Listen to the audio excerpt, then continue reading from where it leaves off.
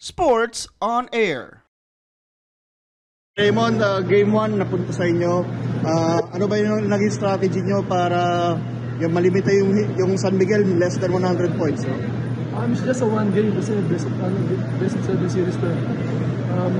We know na yung San Miguel, they gonna go out sa game to na prepared. So this game 1 means nothing to sa team namin. So namin yun, and then hindi kami satisfied with this. So yun lang, pinanood namin yung game namin elimination, and then yun ang din ginawa namin. And then babasahin namin, titingnan namin kung ano adjustments sa game 2. So wala kami masyado talaga adjustment ng game na to kasi yung game namin yung elimination, ganun lang din yung ginawa namin. Medyo may inad lang kami mga konting sa dulo. So luckily naman nag-click. Pero sa San Miguel, hindi mo pwede siya ulitin yung gano'n. Ano masabi niyo sa rotation niyo kay Junmar, kaya nila Brandon Bates, no, nila Cliff, yung pagbantay niyo, yung ano pa pwede natin i-improve, no, sa pag heading to game 2, aside sa magandang pinakita natin ng game 1? Siguro yung same intensity and the energy.